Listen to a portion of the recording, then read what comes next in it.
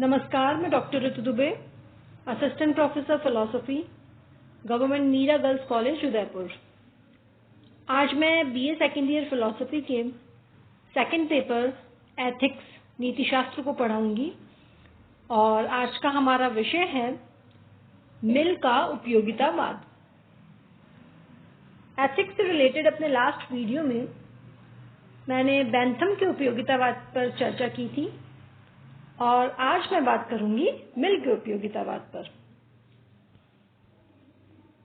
Bentham की तरह ही मिल भी मूलतः नैतिक सुखवाद में विश्वास करते हैं। उनका मत है कि कोई भी कर्म उसी अनुपात में शुभ या अशुभ है जिस अनुपात में उसके फलस्वरूप सुख या दुख की उत्पत्ति होती है। वे भी केवल सुख को ही स्वतः साध्य शुभ मानते हैं और अन्य सभी वस्तुओं, गुणों, मानसिक अवस्थाओं को सुख के साधन के रूप में ही शुभ या वांछनीय मानते हैं।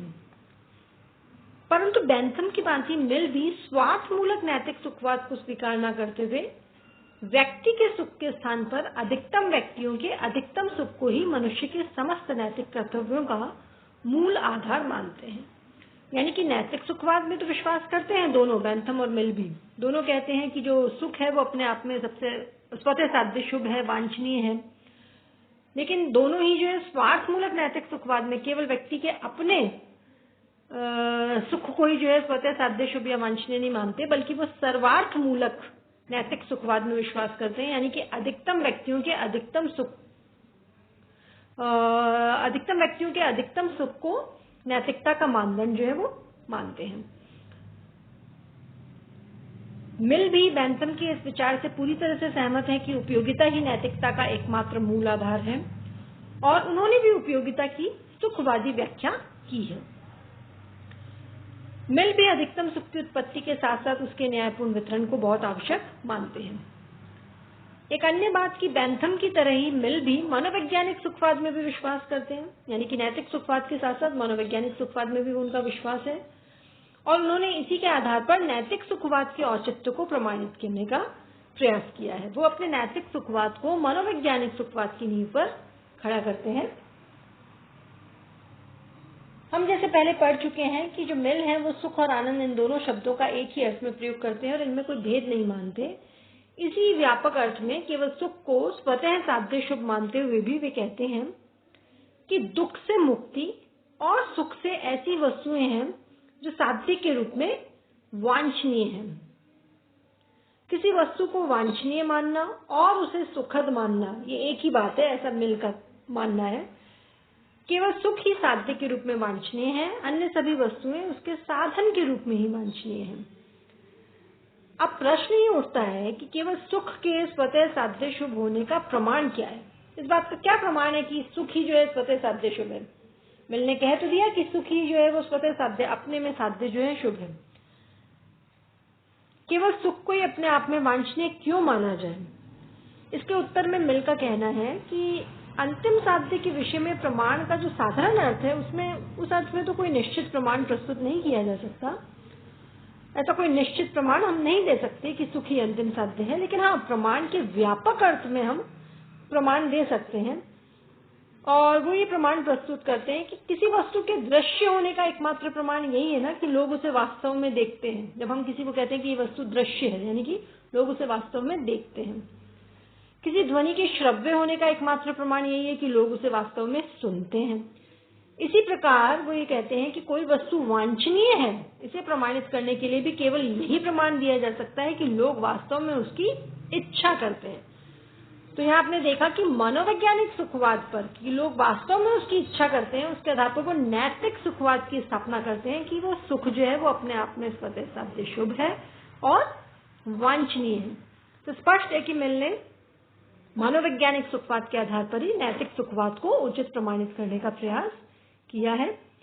साथ ही में कहते हैं कि इसी आधार पर वो ये भी सिद्ध करते हैं कि चूंकि प्रत्येक व्यक्ति का सुख उसके लिए शुभ है, तो एक जो सामान्य सुख है वो व्यक्ति समुच्चय या व्यक्ति समुदाय के लिए जो है वो शुभ होगा। तो इस प्रकार से उनका नैतिक सुखवाद और मनोवैज्ञानिक सुखवाद दोनों में विश्वास है और वो अपने नैतिक सुखवाद को मनोवैज्ञानिक सुखवाद के पर ही स्थापित करते हैं। उपयोगितावाद का जो मूल सिद्धांत है उसके संबंध में बैंथम से सहमत होते हुए भी मिल उनके इस मत को स्वीकार नहीं करते कि सुखों में केवल परिमाणात्मक भेद ही हो सकता है, गुणात्मक नहीं। जैसा कि हमने बैंथम की वीडियो में पढ़ा था कि बैंथम कहते हैं कि जो सुख होते हैं उनमें केवल परिमाण, मात्रा का ही अंतर होता है, उनमें कोई गुण की दृष्टि से कोई अंतर नहीं होता। कोई गुण उत्कृष्ट और कोई कुछ कम उत्कृष्ट या निकृष्ट नहीं होता सुख। लेकिन मिल का कहना है कि नहीं, सुखों में भी जो है वो परिमाण के साथ साथ, मात्रा के साथ साथ गुणों का भी अंतर होता है। इसी कारण वे कहते हैं कि अगर सुख की मात्रा समान भी है, परिमाण की दृष्टि से वो समान भी है, तो भी साधारण क्रीड़ा यानी साधारण जो हम खेल खेलते हैं और एक उत्कृष्ट कविता होगी, उससे प्राप्त सुख में अंतर होगा। ऐसा नहीं कहा जा सकता कि इन दोनों में कोई अंतर नहीं है। बैंथम के अनुसार तो इन दोनों में कोई अंतर नहीं है। अगर सुख की मात्रा दोनों में समान मिल रही है तो एक साधारण क्रीड़ा में और एक उत्कृष्ट कविता में कोई अंतर नहीं है। लेकिन मिल जो है वो सुख की वांछनीयता के संबंध में बैंथम के इस मानदंड को स्वीकार नहीं करते, क्योंकि उनके विचार में ये मानदंड अपूर्ण है, एकांगी है। बैंथम के विपरीत तो वो कहते हैं कि सुख में परिमाणात्मक भेद के साथ साथ यानी मात्रा के भेद के साथ साथ गुणात्मक भेद भी होता है। वे कहते हैं कि सुख की मात्रा के समान होने पर भी गुणात्मक दृष्टि से कुछ सुखद अनुभव दूसरे सुखद अनुभवों की अपेक्षा कम या फिर अधिक वांछनीय होते हैं। और सुख के इसी गुणात्मक भेद को दृष्टि में रखकर उन्होंने शारीरिक सुख की अपेक्षा मानसिक या बौद्धिक सुख को अधिक मूल्यवान और वांछनीय माना है। उनका कहना है कि हमें दार्शनिक या आध्यात्मिक चिंतन, कविता, संगीत आदि ललित कलाओं से जो सुख प्राप्त होता है वो इंद्रिय सुख की अपेक्षा कहीं अधिक उत्कृष्ट होता है।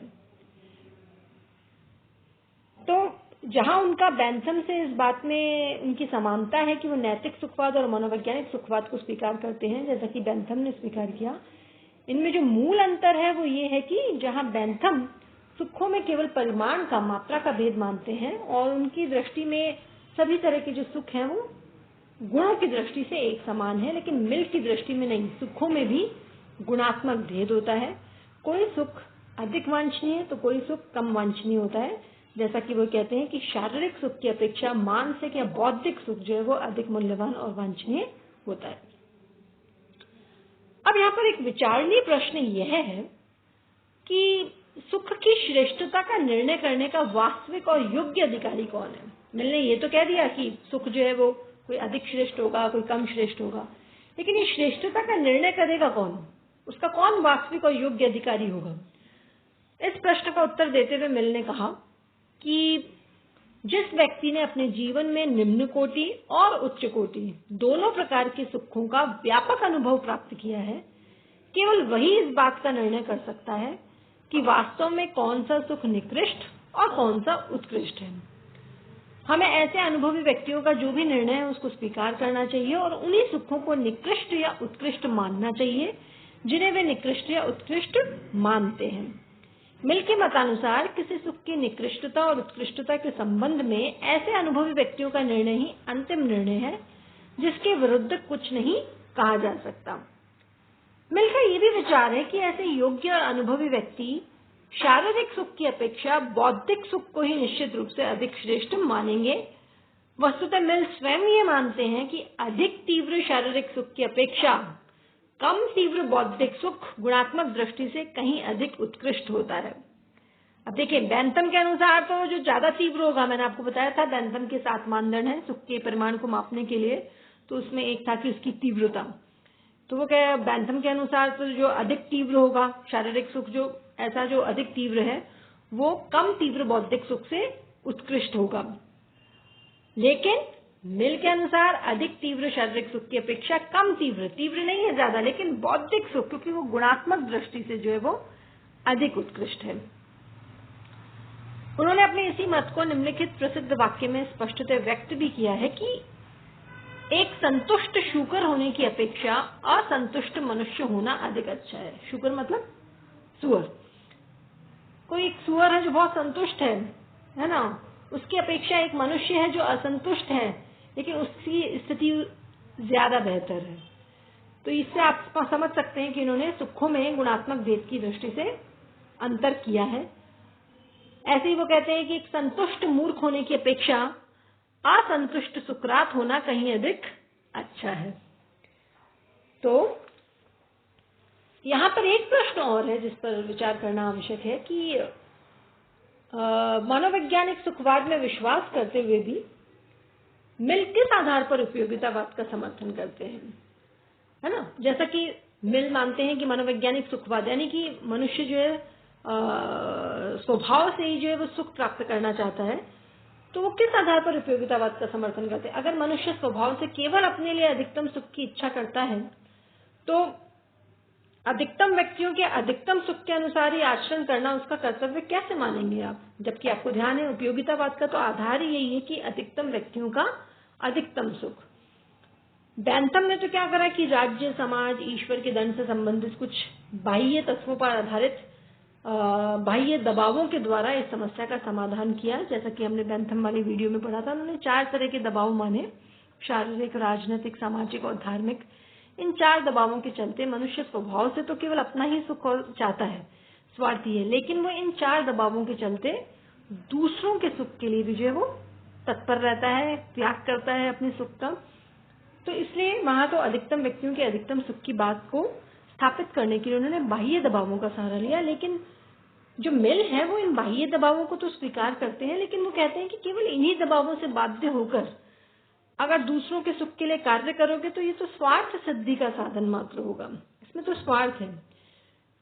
तो मिल ने क्या करा, मिल ने इस समस्या के समाधान के लिए ये जो बाह्य दबाव है इनको ही पर्याप्त नहीं माना, उन्होंने एक अतिरिक्त दबाव की भी बात करी और वो है आंतरिक दबाव, जिससे प्रेरित होकर मनुष्य दूसरों के सुख के लिए कार्य करता है।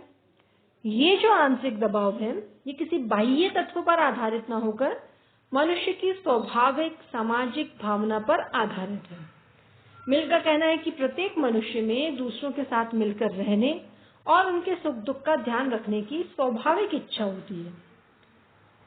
वह अपने आप को समाज का ही अभिन्न अंग समझता है, अतः दूसरों के प्रति उसके मन में स्वभावतः ही सहानुभूति उत्पन्न होती है। इस सामाजिक भावना और सहानुभूति से प्रेरित होकर ही मनुष्य दूसरों के सुख के लिए अपने सुख का त्याग करता है।